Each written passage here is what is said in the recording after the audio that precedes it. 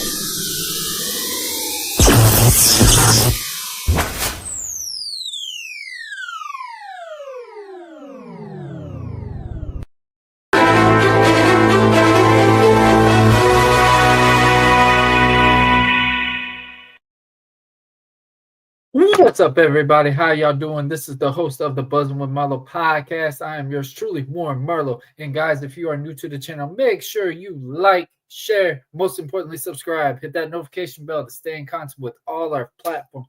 Also, guys, go to our Linktree app at the link below. Go in there, type in, go and get our audio, our video, whatever one you want to listen to the podcast. And of course, guys, we've got our merch.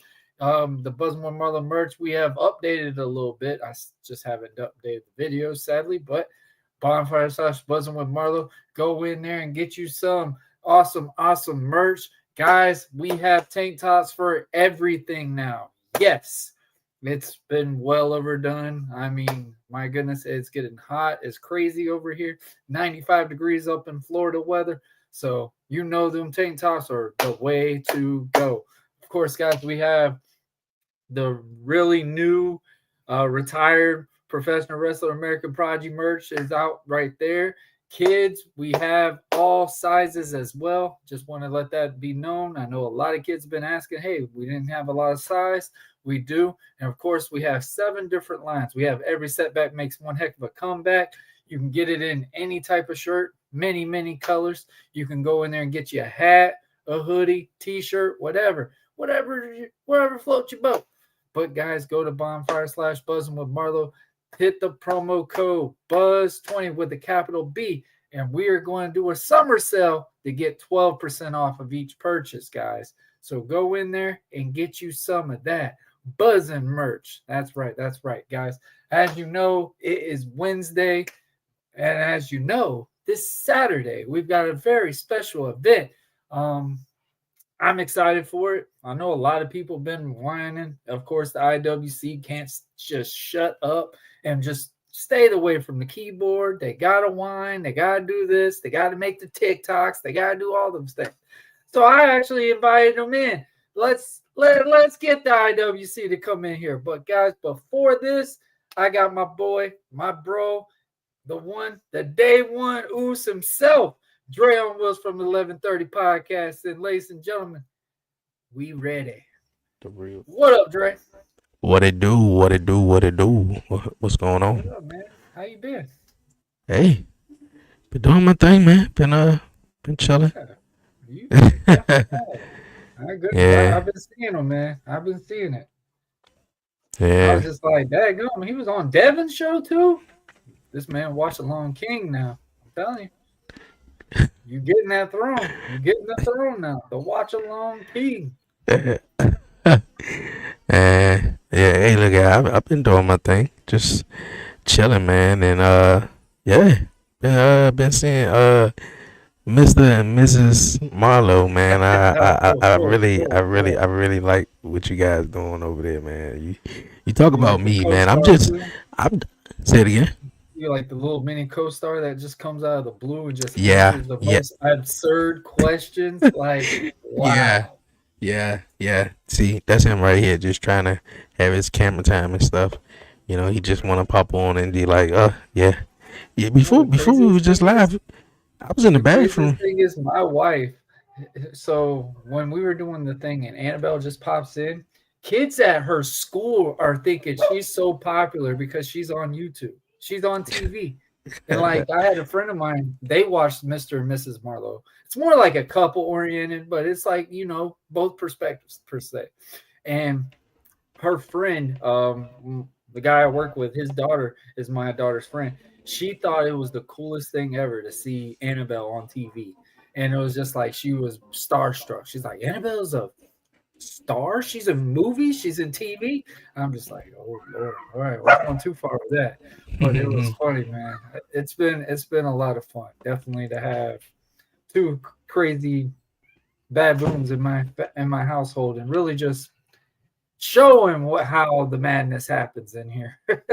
Yeah, that's little man right here. He be trying to get his little. On the recording standpoint, I won't lie about that. Bleeping out echoes, all that. Yeah, those two got voices. They don't even need a microphone. You can hear them 5 stories away.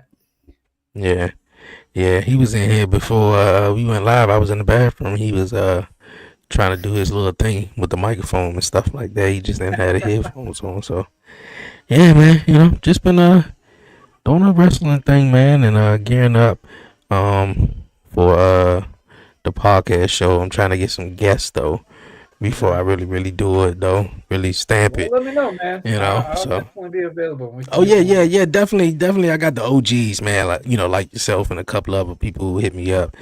I just didn't do the show. I just been doing the watch alongs and beyond 11:30. So that's been cool. That's like what I did. A lot of people have been asking, like, hey, so are you fully just with your wife on these shows now and doing wrestling? Like, what's going on? And I tried to do just a regular Buzzing with Marlowe episode last Friday. And sadly, the guy that I was trying to do it with, he's not tech savvy. And I told him, please don't be driving or anything like that. Okay. He was driving. So he was losing signal left and right, couldn't hear his microphone. And this is live, might I add. This is live. So yeah, that's where we're at with this now, because it's like I know that's all why about it's it. tough to actually get those things in. But I mean, I dragged it out. I mean, hey, Yeah. we sell products, baby. So I was selling that Mr. and Mrs. Marlowe. Yeah. And I know about that. I know about them days, man. Like I haven't done one of the podcast episodes in a little bit, but knowing that some people be stopped and be out of set and wherever they be, like you said, in the car and everything, and I'm like, okay, all right. They act like it's rocket science when they want to do it, but they're so adamant. They want to be on the only show, the ones who take it serious, be really serious. Like they be in a nice setting, or they be in a room, or in a studio. You got some people be in the car and be like they ain't really taking it serious and shit. So that'd be a little throw off. That was one thing that used to drive me nuts when it came to indie wrestlers. They wanted to be on the podcast and all this stuff, but like you just said, they're on the car. Like I can understand, like some of them, the recording still works at times, but it's like, dude, come on, man, you're trying to sell your product, you're trying to get people to realize, and you in whatever vehicle you in, but you try to tell me, oh, I'm the hardest person in the world type thing. Like, come on, man, make it make sense. Yeah, make it make sense. But hey, man, obviously we've got our weekly episodes. We got things what we're going. Guys, if you didn't, go check out our AEW watch along. Yes, we watched AEW. I had a field day with that episode. I ain't gonna lie. The best part was though, and the stuff that I called out, I actually watched Baron Corbin talk about it on Busted Open. Exactly like it. Because you remember when Bobby Lashley and them all came out looking like $1 million? And you got those two scrawny dudes that look like they just came out of Walmart come out there, and I'm like, come on, man, how's this gonna make sense? Like, if they lose to them, I'm like, that just kills all credibility. Yeah, we did do that last week, man. Yeah, it was fun. I said afterwards, I'm like, man, it got to be a really big event or something that I can really indulge We made it into. entertaining. We made it. The funny thing is, our commercial breaks were probably more entertaining than what we were watching. I mean, why you do that? Yeah. But nah, man. So obviously, we usually do a weekly dad rant. I think we just did a podcast rant. I think you're already on a dad rant right now. Lil Dre just cut your mic off. Oh boy. He's in the back. He's sitting there posing right now. Look at him. Yeah. He done got down there and unplugged the computer. And I just looked up at the computer. The computer might shut off though, but gotta plug it back up. I don't know how I'm gonna do this. I remember when Annabelle figures shit out, and it's like, come on, man, why do this? Like every time I record, she'll be real quiet until when it hits record, and she'll look at YouTube and see that it's on. She'll haul ass wherever the recording is, and she's got to be seen on that camera at all times. At all times. Yeah. But man, as we know, we've got Saturday night's main event coming out this weekend. How do you feel about it so far? Saturday night's main event so far, man. I'm digging. I think this is a better card than actually the last couple of ones though. I do want to say though, if I do cut out though, I'll probably use my phone to come back in though. But yeah, I think this is one of the better cards than the last two Saturday night's main event. We got what, Drew McIntyre taking on Damian Priest. They're gonna be in a cage match. That should be fun. You know, hopefully that'll be wrapping up the rivalry that they've been, going at each other since I think the Royal Rumble, like. Uh-oh. Yep. Guys, Dre's back. There you go. Either.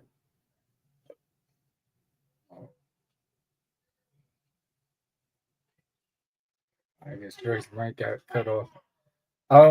Guys, as like he did say, we got Damian Priest, we got Drew McIntyre inside a steel cage. I'm pretty sure that might open the show up. This match right here, I think is going to be really good. Like we just said, hopefully this is the payoff for this feud that's going between Damian Priest and Drew McIntyre. They've been going on since WrestleMania. Actually, did they go to WrestleMania? They did a triple threat, and then they did the thing. So obviously, maybe this will be the final match between them two. I think they've been doing really well. I think Damian Priest is finally coming up out of that shell. I felt like he really got pushed in when he got that heavyweight title at the Money in the Bank pay-per-view. After he won the Money in the Bank. So I think it was just a matter of time just for him to start gelling and stuff. Because when you look at Damian Priest, he looks like $1 million. He looks like he's giving that president that ability standpoint. But it is really hard when you're transitioning from that bad guy to baby face or the good guy, because obviously now it's so hard to be that good guy and get it to gel well and just to keep continuing on, because now you're trying to sell merch, you're trying to sell the product, you're trying to sell different things, you're trying to sell the marquee cards and stuff, because every bad guy needs a good guy to follow with. I think Drew McIntyre just fits with anyone. I mean, Drew is a gold in a mine, basically, man. I'm excited to see that one. Of course, it's going to be in a steel cage, so that's going to make it even more exciting, knowing that they just tore each other up at Backlash in a street fight. So when Dre gets back, we'll talk about the predictions on that. Also, we've got a big tag team match. We've got the one I hate the most in the whole wide world of pro wrestling, CM Punk, tagging with Sami Zayn versus the newer alliance, Seth Rollins and Braun Breaker. And of course, Paul Heyman will be on their side. This match will be interesting just because of the dynamics that is going to happen with it. I think we might see Roman come back. I see maybe we'll even get a third member out of Seth Rollins' group. It's just a matter of which way they're going to roll with that. I'm pretty excited for this match just because, like I said, these four hate each other. Sami Zayn's tied in with this due to Braun Breaker. Seth Rollins. You say Seth Rollins, CM Punk's going to be right on the side. I love how they've got this feud where those two just absolutely just want to destroy each other every time they're even close to a ring together. And, of course, Punk being on the card and stuff like this, I think this is going to be Punk's coming up standpoint to really get that momentum to get a big world title match, something pictured in the process. So I think this is going to be an interesting tag match as well. So, I mean, it's going to go different ways. I'm going to give my predictions when Dre gets back. But also, the main one I'm excited for, because I can't tell you the last time we've seen R-Truth in a big marquee match, we got him against John Cena. If anybody doesn't remember, R-Truth became a heel facing John Cena. So I think this only works well. And, of course, we're getting a heel John Cena, bad guy John Cena. I'm coming to ruin pro wrestling type John Cena versus R-Truth. R-Truth is facing his childhood hero, what he says. And, of course, if you didn't see an interview with John Cena said, how could I be someone's childhood hero when he's 150 years old? So I thought that this is going to be very interesting. This match right here is going to be the legit match to get Cena as that bad guy. He's going to beat down R-Truth, man. The big baby. Everybody loves R-Truth. Everyone loves Truth. Truth doesn't age.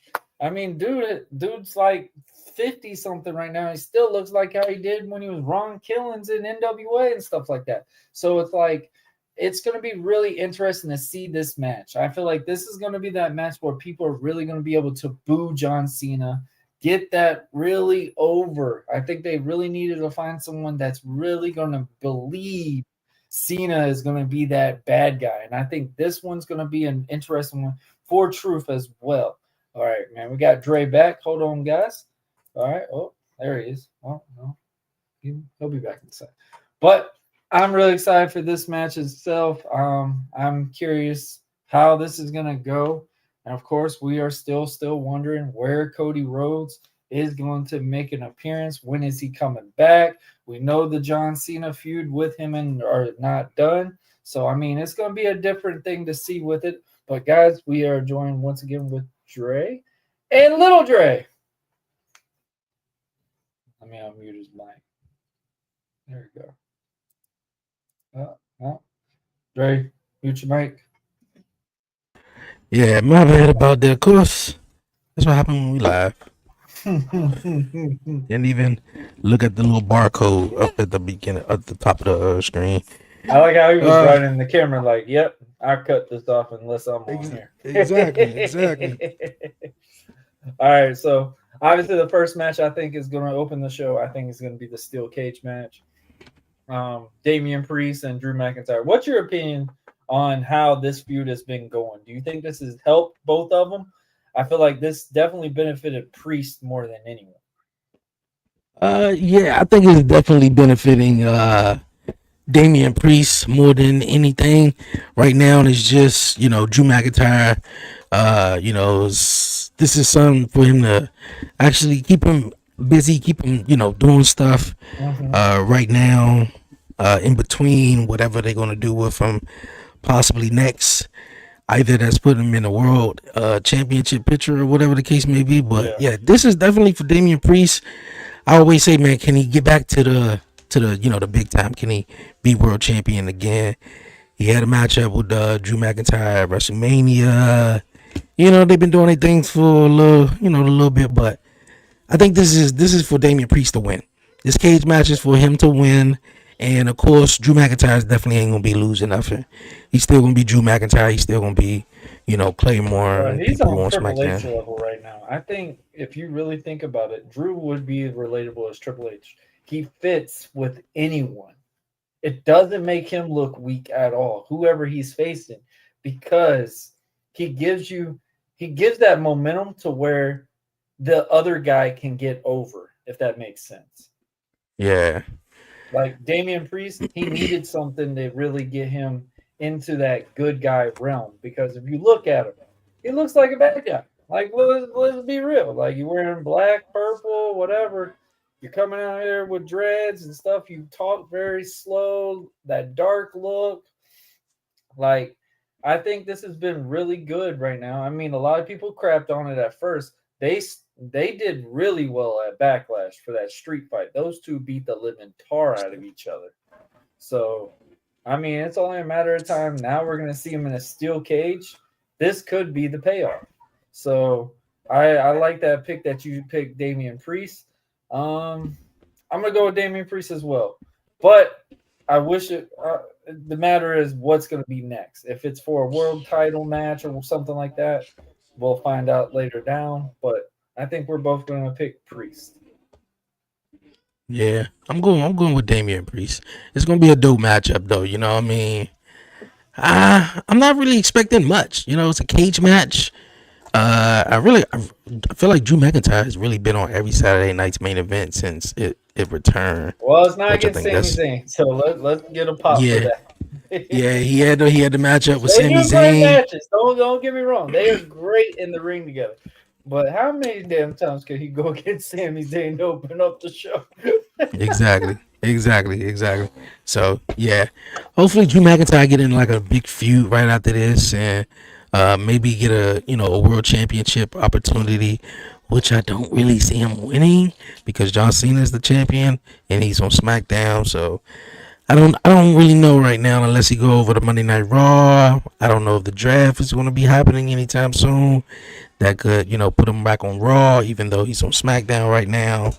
Yeah. So it's more for Damian Priest to win this one right here. Might be able to chase Jey Uso, and because Jay needs, Jay needs some guys, bro. He needs some. He got everybody. He got everybody chasing. He got Seth Rollins chasing him. He got Logan Paul out there. He got Gunther out there right now. Sami Zayn, he's lurking around the corner. CM Punk is actually lurking. You think I'm gonna come out here and keep saving you and not gonna want an opportunity at that world championship? Come on, man. Come on. He got a lot of people. You can't trust him. I mean, you can't trust none of them right now, especially Sami Zayn. And that one I like is the wild card, and I love that because if you really think about it, you're like, who would really think Sami Zayn's going to be the bad guy out of this? And I think now it's getting really believable. Now the question is, obviously, like we're going to talk about this next match. Oh no, Miss Marlowe is on. She's saying yeet. She's saying yeet. All right. That's what's up. After she went to it was either SmackDown or no, it was a house show. Samantha has fell in love with Jey Uso because of the yeet thing. She learned a dance move. All right, so obviously the next match we got coming up is the guy I absolutely hate on TV. I hate in pro wrestling, but I do respect the timing that he has been doing this year and since he's been with WWE. I really thought it was just a PR movement, whatever, but Punk really is doing his thing. And I mean, bro, if you guys see him Punk going against Seth Rollins, that's just going to be entertaining just by itself. Just because I love the fact that these two just going to fight every time they are near each other. And it's like a real built-up feud with these two. That's what I love about it. Even though we call it on bluff, all their friends, whatever, but like they make this thing good. That's something I love about it. So obviously you put Sami Zayn in the mix. Then we got the new alliance of Braun Breaker and Seth Rollins. This could go in so many different ways, in my opinion. I feel like the only way if Punk and Sammy win is if Roman comes out. Roman comes out, helps them. Now, when you go to Seth and Braun, I wonder if we're going to get a third member introduced. Yeah, that's what I was. That's what I'm wondering. Yeah, I've been chatting about that third member for a while now, and I think Saturday night's main event definitely needed. This is the third installment since it's been back. The first two was a little bit dry. I think the first one, something happened, but it happened after the show went off the air. Yeah. And I think that was the one where Kevin Owens delivered the power driver to Cody Rhodes. But other than that, man, like maybe the first one, the nostalgia, okay, cool, yeah. But I think we should just go ahead past the nostalgia. If you're gonna bring it back, bring it back. Let it be Saturday night's main event. And CM Punk, Sammy, Seth, Braun, definitely main event, and reveal who's the third person in this group. I think would be fantastic. Now, who would it be? I'm not too sure yet, but I think this Saturday night's main event could definitely use it right there. So, do you think which one's better? Do you think Roman coming back to help Punk and Sammy, or we introduce the third member? We have to, yeah, because I've been hearing Roman is not going to be back until what, Money in the Bank, or what, like around that time, so the beginning of June. He could come back, at Saturday night's main event, but I think that third person will actually be good, because if Roman comes back, now you got that you want the heels to have the advantage. You want them to have the advantage. So basically, if Roman comes back, he sort of helps Punk and Sammy, and you got Roman. So Seth and Braun is sort of weak at the same time too. Because it makes them look weak in a way, but you're actually building towards something. So I think you introduce this third person, then Roman comes back whenever he comes back, and try to do whatever, and then you also still have that Roman Reigns and CM Punk. Can they trust each other? Like, that favor really screwed both of them at WrestleMania, with Paul Heyman, and now Paul Heyman's on the other side with Seth Rollins and Braun Breaker. So it's like, I will save Roman to when Roman needs to come back, but I will do whoever is the third person. I think it makes perfect sense. Roman wants his hands on Braun Breaker. Of course, he speared the hell out of him. And Seth Rollins took his wise man, and whoever this third person, I think, will make it all culminate, make sense probably. But I say the third person. I think you hit it on the nail perfect, because if you remember back then, what made DX what it was? It's them winning constantly, getting over, beating down the real baby faces. In reality, that's what made The Rock. That's what made the ability standpoint. And that's the same thing with Stone Cold and Vince McMahon. Vince McMahon winning matches out of the blue, even though he was getting beat down or whatever, because it was continuous TV. So you could build that new character. So I think the biggest thing is, and this is the thing that they might have trouble with as well, there's one team that needs it, and there's one team that doesn't need it, if that makes sense. Sammy and Punk don't need it. Seth and Braun need it, because it's a newer faction. It's a full-on new dilemma. You got Seth Rollins acting like he owns the world now. Like he has got that mindset. He's like in that architect mindset like he used to be. I love that the way that they're bringing this story that they're doing with it is Seth is bringing, like you said, the Monday Night Messiah and mix of the architect Seth Rollins, and that's what we're getting with this right now. I'm really interested to see what is going to happen. Obviously, Braun Breaker is going to be him in the next 5 years. If he doesn't get hurt. Well, I'm saying 5 years. I mean, he's going to be a see Braun Breaker everything. Yeah. Breaker cereal, Breaker this, Breaker that. Like, it's going to be everywhere. Yeah. But, you say 5 years, man. He's definitely going to be a major star by next year. He's definitely, I feel like, going to be world heavyweight champion in some type of feud with. What's this, May? Yeah, we build this whole thing up with Seth Rollins and Paul Heyman and Braun Breaker and whoever, extra for a while. By next year, steamy by SummerSlam. I feel like that. No. Don't blow it. You talking about SummerSlam this year? Yeah, build it up. You got 2 nights. You got to get a good payoff on that moment. Oh, have them win everything until SummerSlam. I was saying like with the whole Seth Rollins and Braun Breaker and Paul Heyman thing, and since it just started at WrestleMania or the night after, you let this build for a while now. You know, like you let this I say group don't bring steam. Roman back until SummerSlam. Huh? Yeah, that's possible. That helps. However That they helps do it. build Roman because let's be real, Roman's more known I mean, when he doesn't Roman, make those appearances like he used to. yeah, but Roman is Roman though, so I don't think him, anybody worried of him getting billed or not getting billed.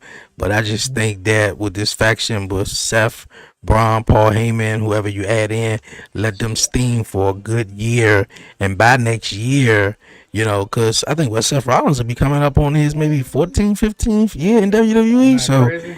yeah, and along with Roman Reigns, these guys going, eventually, start to, move along in a little bit though. But I think, man, a good matchup with Braun and Seth. Obviously, that's the payoff. You remember Evolution, where Batista started getting real big, and Triple H didn't like that. Triple H was like, "Oh nah," and Batista was outside of the locker room. That was his best feud. Yeah, he was outside of a locker room, and Triple H was in the locker room with Ric Flair just talking trash like, "Who the hell he think he is? I'm the world champion. He want to stay on Monday Night Raw and all this stuff like that." And Batista and how they easily, pull back and show Batista outside the locker room, just listening. That's how I feel like it's gonna be with Braun and Seth Rollins, and Braun is definitely gonna take off, man. He's definitely gonna be a big star, so I'm not worried about that. And yeah, that's definitely gonna be cool. But I'm excited to see what the payoff is gonna be with this. No, I'm not gonna be like a typical wrestling fan and be like, "Oh, this is just a match, whatever." I'm excited to see which way they're gonna turn with this because, like you just said, they can do a safe way. Roman comes back, does this little thing, whatever, or like you just said, we build it. You make this faction dominating. Seth hasn't been a heel in such a long time. Seth has finally gotten that moment. Like we've been saying for a long time, Seth was getting tired of helping people. It was time to look out for himself. And he got that realization when he lost that world heavyweight title. Like he realized like, hey, man, my real friends, screw them, man. We did all this to beat Roman, and now they side with Roman. Fans are cheering him. Why are y'all cheering CM Punk? Why are y'all so happy he's here?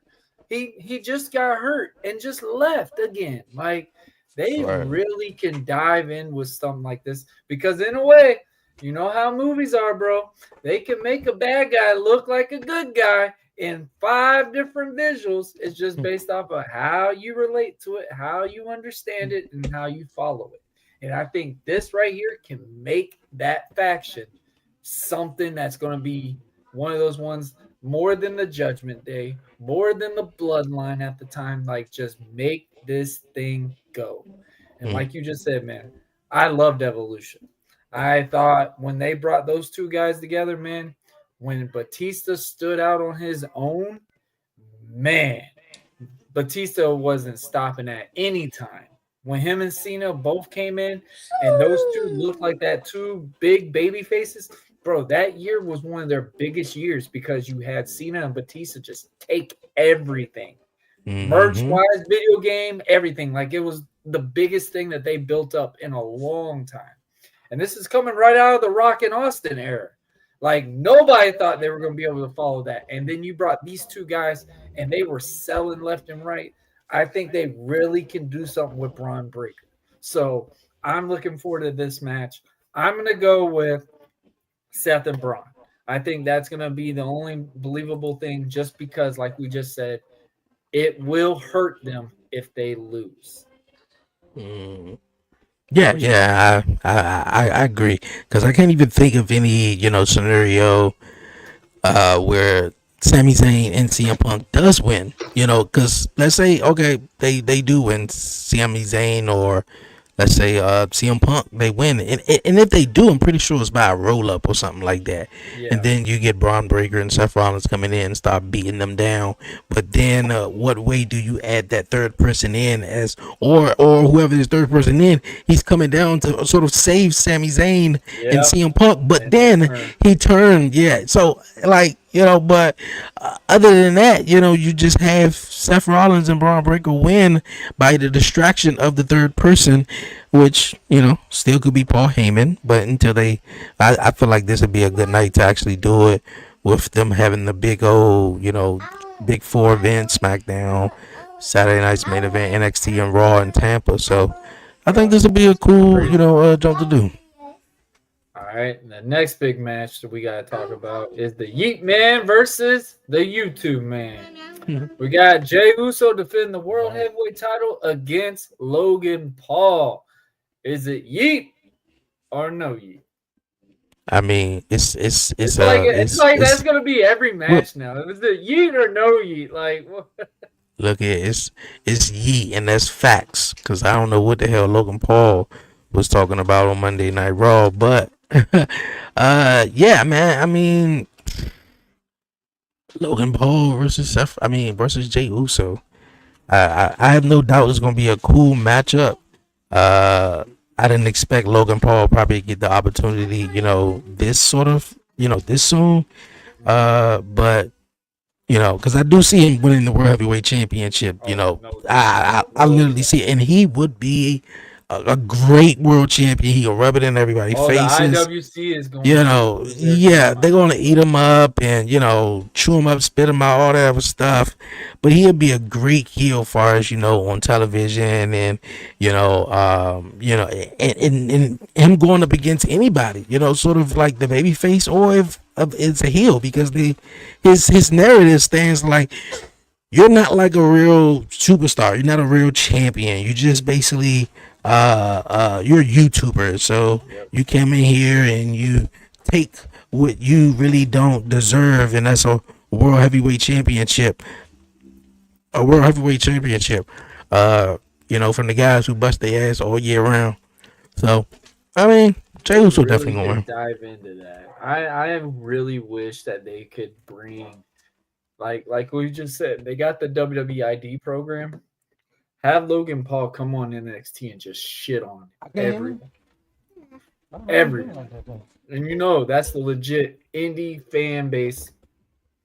Have Logan Paul go on NXT and just rip everyone to shreds. I will say this. I'm excited for Jey and Logan. One, because Jey needs someone to really get momentum with. This one is it. If this one is not even no ifs, ands, or buts, this match right here is really a believable match, because Jey Uso, he needs something. This is going to bring something out of Jey Uso, because on reality, the only person that really brought much out of Jey Uso was Gunther. And it was like only so many times you were going to get that gel in with, because I said it numerous times when Gunther won that title, I said the one that's going to beat him is Jey, because Jey has lost every time to Gunther. So they're going to have another one. But I love what they're doing with this Logan Paul thing. I'm a little worried they might do it like how they did Io Sky and Rhea Ripley, because I was like, man, they're adding Io in so much, because we're thinking we're getting Rhea and Bianca. No ifs, ands, or buts. And then you brought Io, and Io won the title. And then you're like, oh, shit, what are they doing with Rhea? What if they did that with Jey and Logan Paul? Because right now, I'm not even going to lie, I watched the promo battle between him and Gunther. Logan Paul versus Gunther would be really interesting. Okay. I see what you're saying there. That promo that they did last night, I was all in for it. Yeah. The way Gunther sold it and told him, oh, you'd be great for business and da-da-da-da. And then Gunther just turns it and goes, I take this personal. Because like we just said, we need someone that has that indie-based mentality to go against Logan. They get that. And that's another thing I was saying too, with Logan Paul, him becoming World Heavyweight Champion. It don't matter if you're a babyface, heel, anybody can have that. Like it's like Gunther. He's a heel, but he's telling Logan Paul like, yeah, it's just business for you. Like, I take this personal, like I can beat you, like the heel could even rub it in Logan Paul's face and, or go up against him, like, so it really doesn't matter, who the opponent would be. I think it would be just great for business, no funny shit, no what.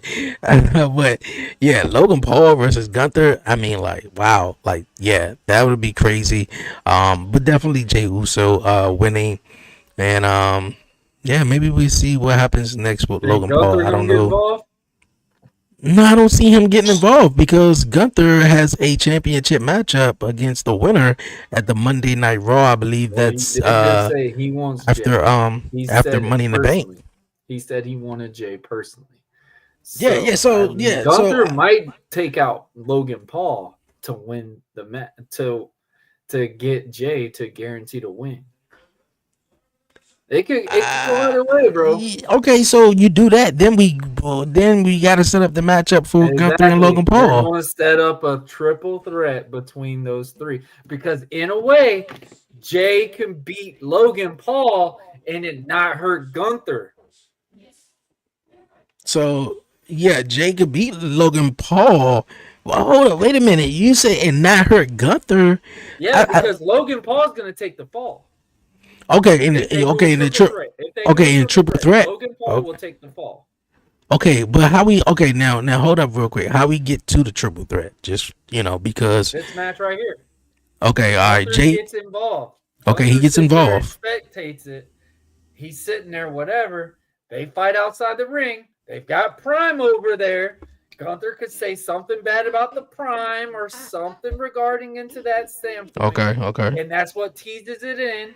Gunther tries to drink the Prime, spits it out, says it's disgusting, something like that. Logan Paul and Jey, they're right next to Gunther, blah, blah, blah, blah. Logan goes to hit Jey. Someone ducks, hits Gunther. Get Gunther involved right off of that. You go off of a retaliation, and it's just going to go back and forth. In a way, it builds it longer storytelling with that because you're thinking, oh, you're just getting a match. Now you're getting more openings into this because now you've got so much more time to build into Logan Paul. Be like, screw this. I waited my time. I told everyone I'm going to be a heavyweight champ. I'm not waiting my time no more. You screwed me, Gunther. I'm taking yours. And they just go further stretch it, man. It can be allowed really well with that. No, that'd be cool, though. That'd be cool. And I just think off of recent what we just sort of went through with the triple threat matches. Yeah, and the stuff that we just went through with the triple threat matches with, Roman, Seth, and Punk, and Bianca Rhea, and Io. I personally would just like to see them go one-on-one. Logan Paul, go one-on-one with Gunther. Okay, we have this matchup. Jey wins. Okay, Jey wins. Now Jey is going to take on Gunther, the Monday Night Raw after Money in the Bank. But guess what? Logan Paul gets involved because he feel like, he's better than Gunther, and he wants a championship matchup or whatever like that. Then maybe at SummerSlam we get Gunther and Logan Paul, and and the only reason why I say that to prolong, even what you said, I think that still prolongs Jey World Heavyweight Championship run at least until SummerSlam, because I don't see him being champion for too long though. But I think even scenarios work. Even putting him in a triple threat match. But but they even tease for Gunther and they even tease Gunther and Seth Rollins. Like we still haven't even seen them go one-on-one. So it's like we tied up with the Logan Paul shit. Like I just think Logan Paul is just there. He's just there because. So who sells that guaranteed match card? Yeah, would you want Seth Rollins to be the bad guy, or would you rather the Logan Paul standpoint? Yeah, and another thing, I feel like Logan Paul was just right place, right time in a way, or wrong place, wrong time, because Gunther was the World Heavyweight Champion. Jey beat him. Gunther only came out there because Logan Paul is going after Jey, who took the title from Gunther, and Logan Paul is just, there running his mouth.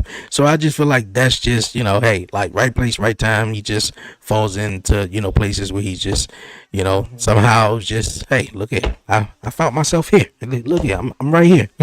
that's Logan Paul. That's Logan Paul right there. But I think it's bottle and you.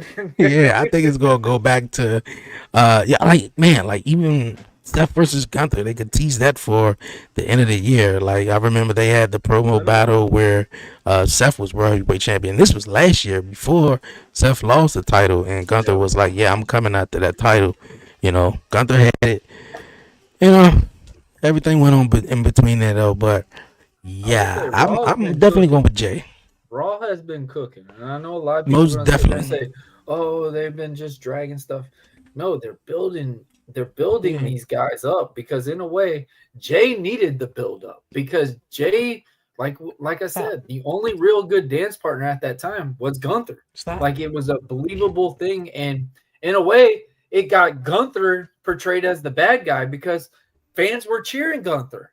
Gunther needed someone to get him that boo, I hate you look, stuff like that. But when Gunther attacked Jimmy, got the fans' momentum back on Jay, because now, bro, you just annihilated his brother. That's his twin. That's his everything. It's smart things that they're doing with this right now. And it looks like Gunther is playing both roles in a way, especially like you just said. Logan Paul will get anyone to get choosed over when it faces him. Yeah, but I feel like, if you're trying to keep Gunther on this streak now, just to kind of like what you just said, if he's a hot guy, you don't want to, and not get him cheered. Yeah, you don't want to go with Logan because they're gonna cheer Gunther because they don't like Logan.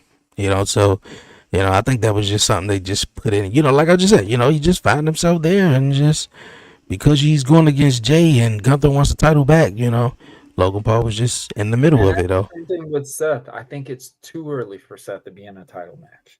Let him just dominate as this faction, whatever. Now, you know what? In my opinion, I feel like it's gonna be more so like he's in the title picture, but he's not in the title picture. He's gonna be like one foot in, one foot out. Yeah, like I want my, like he got a shot at it like a couple of weeks ago. It was the Raw after WrestleMania. Of course, some shit happened. Yeah, and of course, stuff happened, and that ended in a DQ, and he's still coming after Jay in a way. He told Braun to attack Jay, so he's gonna be like coming after it, but he's still got other stuff that's keep getting in his way, aka CM Punk, and shit like that. So I dig where they going with it. And Raw definitely has been off the chain, man, for real. SmackDown last Friday was cool. SmackDown this past Friday was pretty cool in the Money in the Bank matches. Do you think SmackDown needs the star-studded guys to get SmackDown over, since now it is 3 hours? Well, see, I think what it is, the fact that SmackDown was doing what it was doing, it was just that they made it into 3 hours now. SmackDown was hot. Into SmackDown, yeah. Well, yeah, kind of, because SmackDown was on Fox, and that was that was a bigger network than Raw just being on USA, and then Raw actually went to Netflix, and everything sort of went back over. Let's focus more on Raw, but I think SmackDown could still be as hot as it was in the last 5 years. It's just take away that third hour. And stop having filler. The product, stop having filler matches. Just do what you do. And obviously, SmackDown been ran by the Bloodline. So I mean, if you want to keep that momentum going with now Jacob Fatu, you got Jeff Cobbs, where he goes by something Mattel now, JC Mattel, yeah. So it's like keep what you're doing, like if it ain't, we got you to the promised land, just, I guess, keep going it. But if it ain't working, you could mix some stuff up, and, the draft would definitely help, seeing other superstars on different shows, I think would definitely help though, and John Cena, I think, is going to be on SmackDown Friday, and for the looks of it, he's going to be around for the next month, Are So I you think that ready for helps. this? We are in a lifetime, bro, that we're getting R-Truth in a marquee match. What? Yeah, I know, right? It's What is your thoughts 2011 all on over this? again. Man, it takes me back to 2011. I tell you that. I mean, They if you had think capital about it, who punishment. was the first babyface, the good guy, that made R-Truth turn into a bad guy? John Cena. And he No, beat John Cena. Nobody remembers that. Beat him in a table match.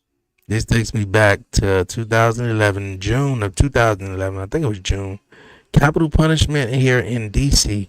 Yep. And man, it was me, my niece, father, I think who went, and my sister.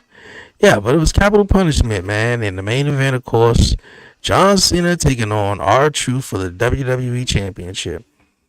And I was rooting for R-Truth. I was rooting for him. I was like, I hope he win this, because he had everybody going crazy talking about little Jimmy and shit, bro. He even had Triple H talking to little Jimmy, man. That was hilarious, though. But and then then he was the heel character too. Where I remember it was an international.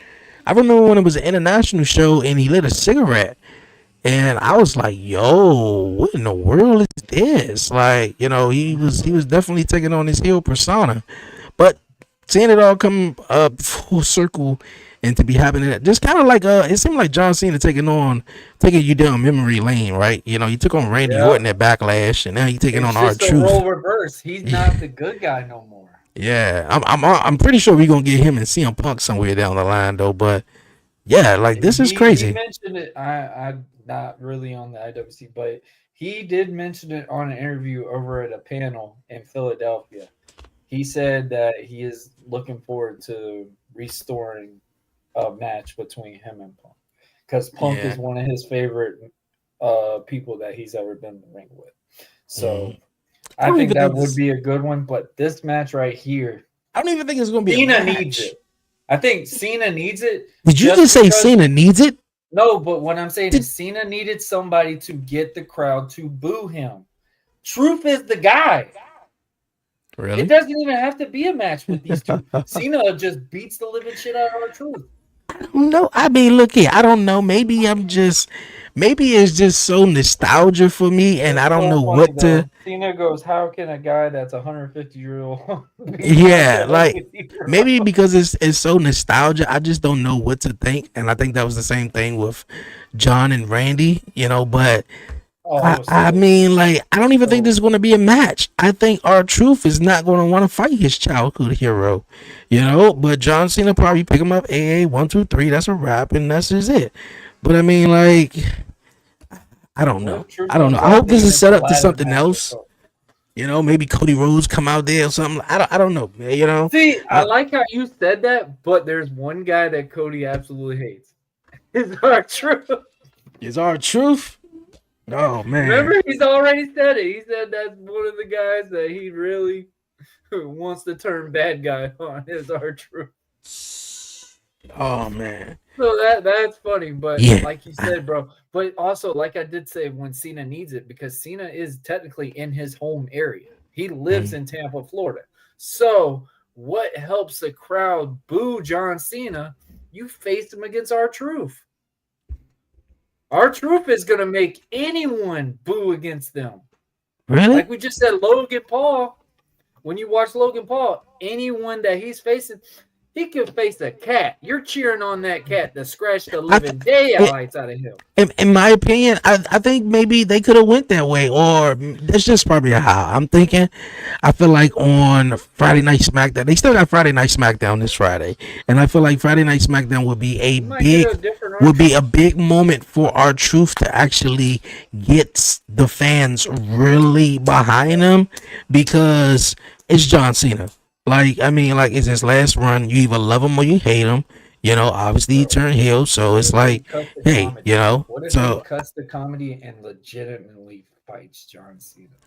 He might, man. He might. But then that's another thing I don't know who I was just talking. I think it was you I was just talking to about. Like, R-Truth has been in this comedic character for so long that it's going to take some time for the WWE universe to be like, okay, it's true. See, now on Friday he have to do this.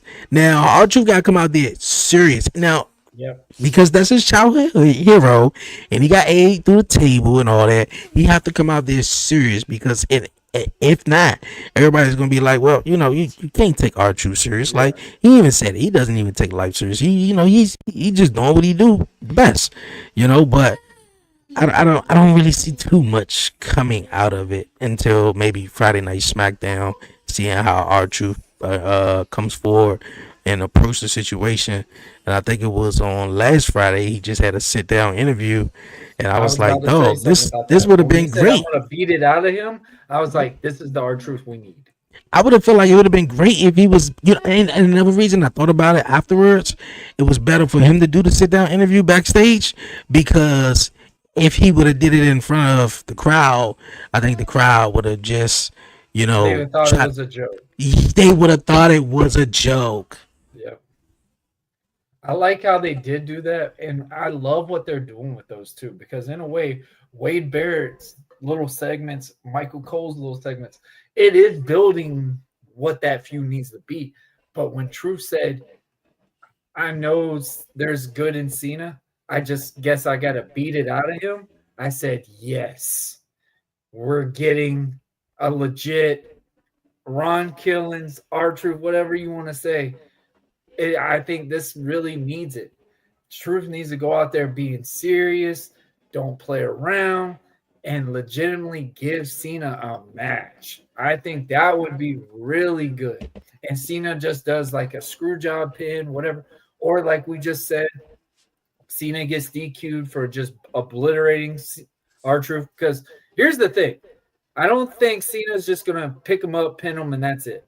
He's going to want to hurt R-Truth, because you got to get that fans to get behind R-Truth.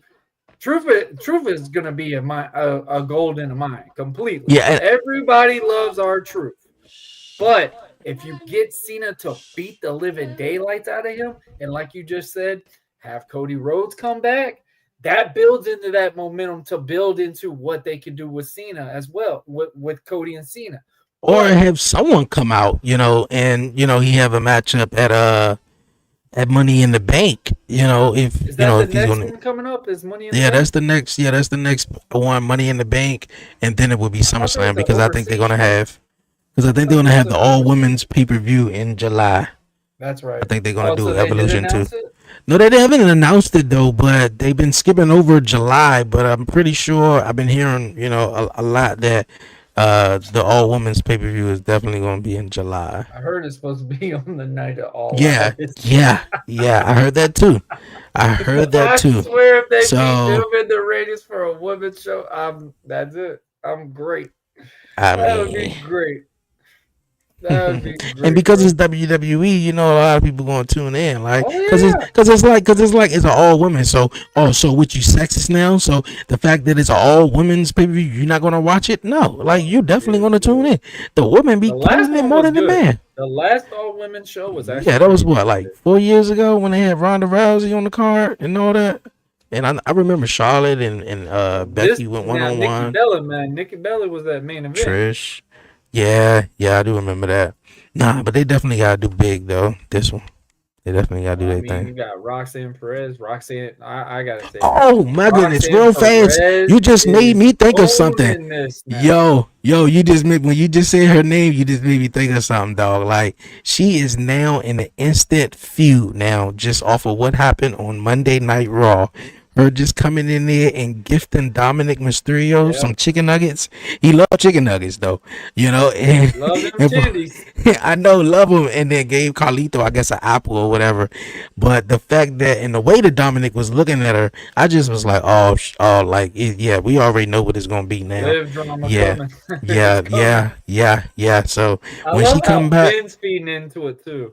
Oh yeah, most definitely. I love how they did it, and Finn brought it back and rubbed it in his face in a way, because it was like, you needed a third member. It's like you needed a third member. Okay, here you go. It's a third member right here. Yeah, this is the new member. And Dom, man, he was looking like shit. I don't know. I might gonna have to drop Liv Morgan for her. I might need some of that prodigy. Hey, No yo, pun intended, man. right? Yeah, But that's gonna be obviously, something. who do you got winning? John Cena and R-Truth. Ah, man, I I don't don't even. know if it's gonna I be a hear this. finish. Yeah, look, I don't even think it's gonna be a match. But I mean, I'm gonna say John Cena because I'm pretty sure he gonna do something. If it's a short one, I think Yeah, R-Truth's gonna it's get the John. momentum quick. R-Truth's gonna go after him. Boom, boom, boom, boom. The crowd's gonna get behind it because It's we've not for not the seen championship. R-Truth like What that. if our truth just wins though? What if our truth win? What if our truth really wins though? And John Cena is so shocked that he gets up and beat the shit out of our truth though. That gives them the momentum right there. Like it wouldn't hurt John. Like It wouldn't hurt. it wouldn't hurt him though. I mean, but that would be But the crazy wrestling though. community will be all kinds of hell. Hold on, Yeah. you beat Cody Rhodes, you beat this, and you lose the R-Truth. But it makes sense because, like you just said, it can make Cena even more presentable. Like, man, damn, I really Yeah, don't like what he Cena can did. be. Yeah, he can beat our truth to a pulp, man. Like after that, like that would really like, damn, Like, when's the last Cena. time we've really seen R-Truth bleed in a match, in Not a ring? Not even that though. Even when he turned and he beat up Cody, you thought that was something. You know, John now just snapped now down that he lost. The people in the arena laughing at him, they making fun of him. And not only that, he lost to a guy that's considered him to be his childhood hero. Oh hell nah. Like John Cena gonna Beat go the living off. heart Like out. I will be happy with that finish too. So but I'm gonna say It Cena makes just it for makes the an interesting thing, and in a way, that rating boost standpoint is just going to jump. yeah. So I mean, I like that. I like that pick. So we're gonna pick it. I'm going with R-Truth. I'm going to do it. Why not? We're going with truth. I like unpredictableness. I like that one. I don't usually agree to it. I don't think I've ever picked R-Truth in a match. Nah. So So I we're gonna mean, pick him against Cena in Tampa. Why not? yeah, why not? All right, man. All right, guys. Those are our Saturday night's main event predictions. Guys, if you It's like only them, four let us matches. know. I know they're gonna add another match. There's only 4 matches on the card. I thought they were gonna do a girls match. So we only got the I thought Lyra versus Becky. They're brewing that one. I thought that would have been something. so we got Drew and Priest, the tag team match, the John and Truth. What else? What Jay and Logan. Yeah, Jay. Yeah, I feel like they're gonna add another match. Because usually Saturday night's main event's only an hour. No, it's 2 hours. Oh, it is 2 hours. Okay. Yeah, I feel like they're gonna add like another match or something They'll or probably whatever do they like do. a fallout match. You know what they probably do is where Zoe got hurt. I think that kind of hurt their show. Yeah, that was a bummer. That sucked so bad for her, man. You know that is. She was about to get some momentum. You realize because the last time I seen Zoe Stark was actually live when they was here in DC February 14th for a SmackDown, and she was doing the WWE Speed Zone. She came out right before, and I think she won or she lost. I'm not too sure. But the fact of the matter is, they just released like a couple of superstars like 2 weeks ago. Shayna Baszler was one of those girls that was on the group, and they was in Pure Fusion Collective, and it was just a collective of 3 women who really wasn't getting too many opportunities though that sort of deserved it though. Like definitely Shayna Baszler, I feel like she never bounced back from when she came out of NXT. Sonya Deville had a whole lot of potential, and so did Zoe Stark. And Zoe Stark seemed like she was the one who just was left in the sauce and get a big opportunity on Monday Night Raw in the match, and then get injured the way she did. That gotta suck. I liked what they did with Natty with the triple threat they did with Roxanne and all them. I thought that was a cool thing. And Roxanne to pull the win was really, really good. I gotta say this. Roxanne Perez has been killing it on the main roster. Trust me. We talked about Braun Breaker earlier. Roxanne Perez in the year is the next. She's gonna be it. She's gonna be over Rhea. I am saying it now. She's gonna be over Rhea. I did not think I could see Roxanne, that cute little innocent face, whatever. Bro, she could be a bad guy. Really good. and play that role very well. So Another woman you might not know of. I don't know if you've seen her. I'm pretty sure you have. I can't think of her name, but she's on the LFG. She won on the women's side of the LFG tournament last week. Hammer, whatever. She's the Olympic. She's the gold medalist though. Yeah. She's the Olympic gold medalist. And she's on NXT. And then you had my man Big Troy. He won on the men's side, and I like how he was like, "Yo," and I didn't actually see it initially when it occurred early in the night. I just saw it when it happened.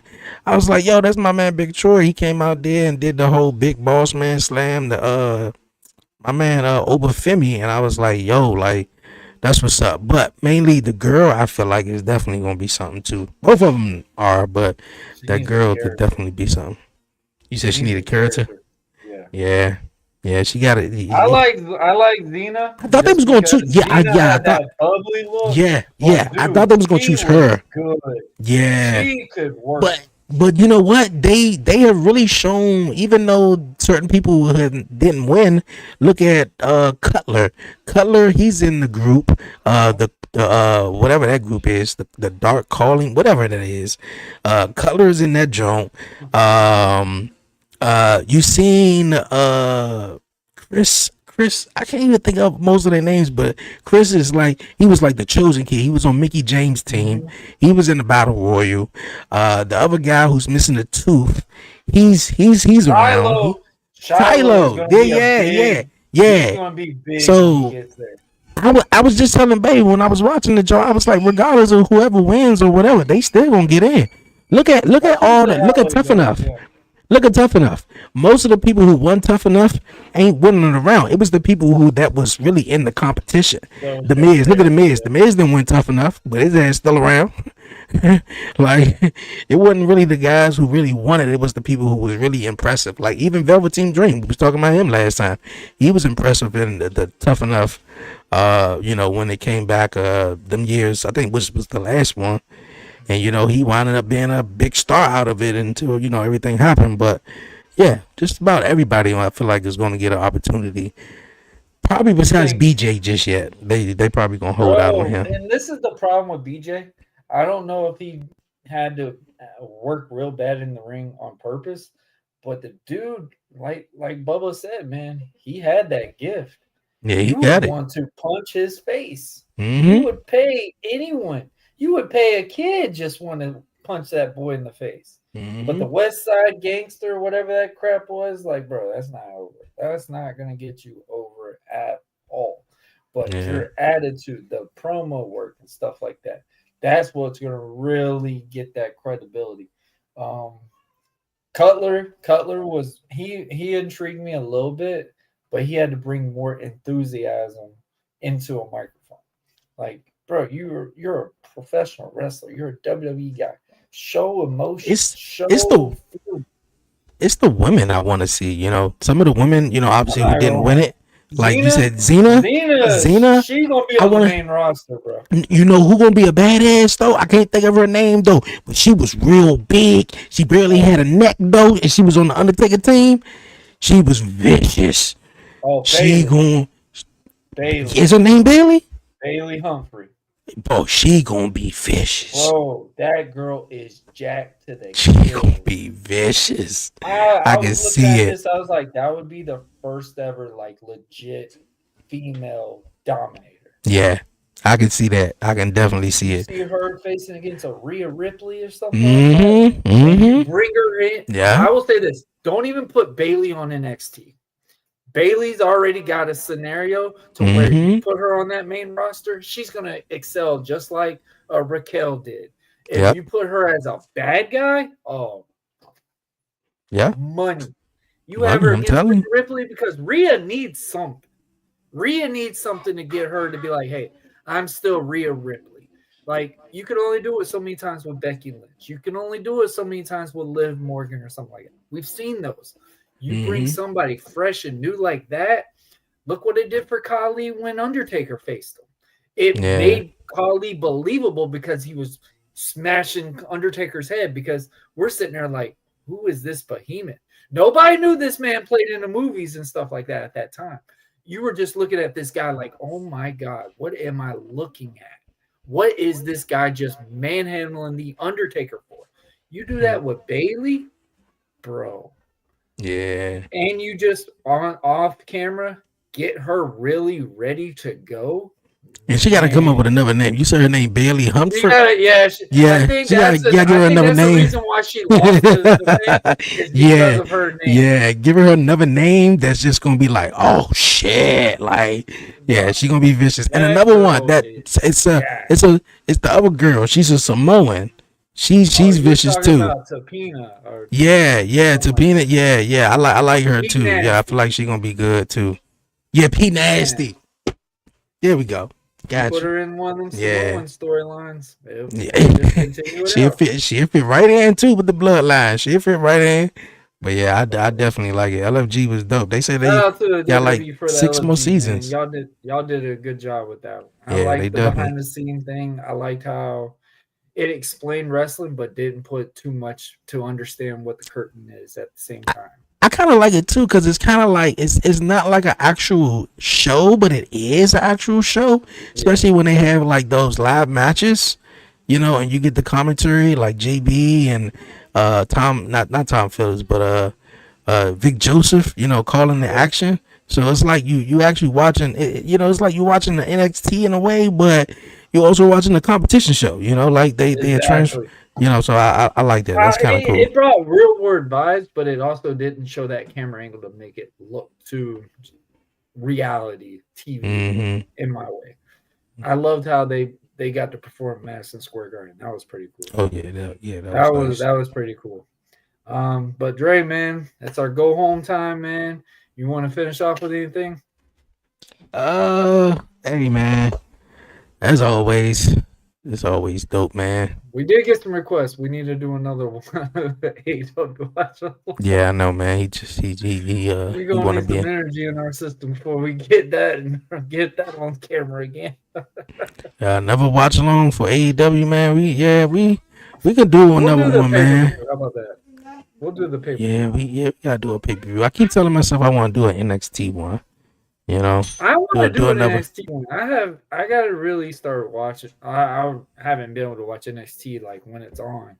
It's a live standpoint, but man, NXT is cooking. The only thing about with Dynamite, I just gotta be emotionally invested too. Yeah. I just don't want to be reacting just to be reacting to it. And I think that's why the Raw and SmackDown ones or the premium live events be so like authentic in a way because I'm emotionally invested into the stories and the characters and what they doing.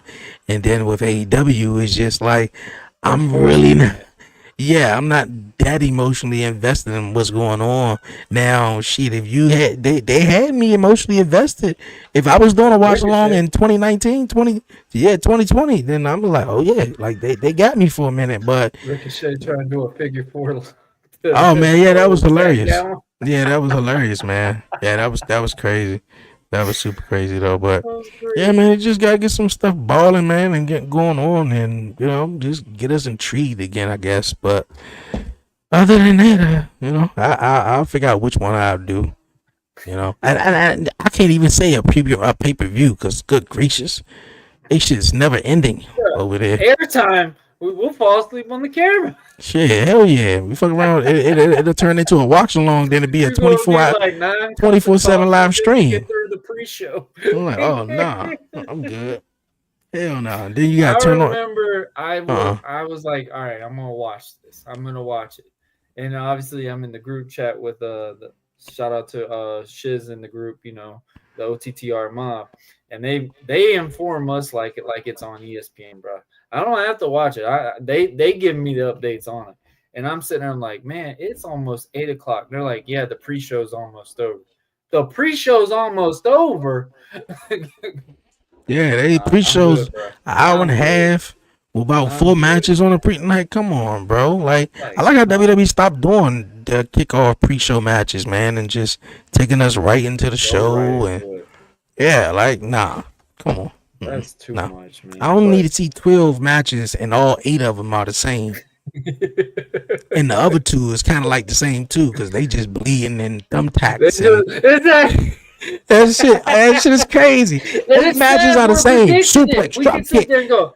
We can go. All right, this is Canadian gonna be the Destroyer. flippy dippies for the 8, and then you got these Yeah. two. Oh, they're gonna bleed. Moxley's gonna do something. Yes. He's got to get that momentum raid. Where's All of a sudden it's like, where's the big payoff? Where's the big story at right here? Who's coming back? Who's like killing credibility. Yeah. I'm good. It sucks, man. Because I mean, we're not just sitting here saying because we want to like it. We want to invest in it. It's wrestling. So it's like, you want to see the next product grow, but the way that they've been doing things, it's just not investment standpoint. Now, people can watch the matches and they like the matches, but it is what it is. But like you just said, you got to get emotionally invested, and it's hard to do that. But man, Dre, this is always a pleasure, man. This was another great episode of Commission Talks, the Saturday night's main event prediction show. Guys, if you are new to the channel, make sure we're going to be just repeating ourselves forever with this. Like, share, and most importantly, subscribe. Hit that notification bell to stay in contact with all our platforms. Mine, the Buzzing With Marlowe Network, and Dre's, the 11:30 podcast. You can catch them on the watch-alongs. You can catch them on Wednesdays when we do our commission talks. You can catch them on Thursdays. You can catch them on Friday, Saturday, Sunday, Monday. I don't know.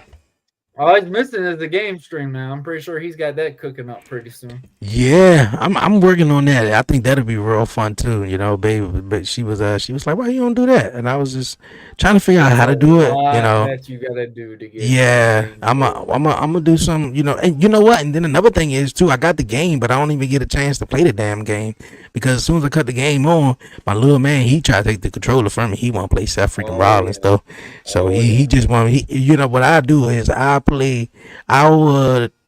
the computer be Seth and he'll pick someone else so Seth could beat him and then he could be like, I won, shit like that. Annabelle does the exact same thing every time. Because if he choose Seth, he just gonna keep losing. And for real, he just want to hear the music and see his interest and stuff like that. So, and then by late night, I'm just chilling.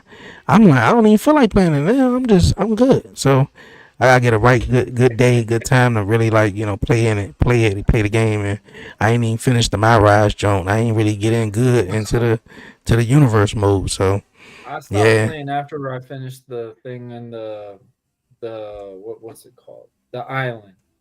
I know they got a new chapter on it finally. So I might try to play it again sometime this weekend after this move. We're gonna be so hectic right now. So. But yeah, I'm gonna try to get it in sometime as well. I at least want to have like 3 games I play. I like football and I like basketball, and I definitely want to play the basketball Jones. I'm a big fan of the basketball. Shit, my adrenaline. Talk some NBA eventually. Man, my adrenaline be through the roof. Let it be like 5 minutes to go, and it's only a 4-point game. Oh, you better not talk to me, for real. Oh boy, them Jones is too fun. I love it, man. All right, man, guys. This was another great episode of Commission Talks.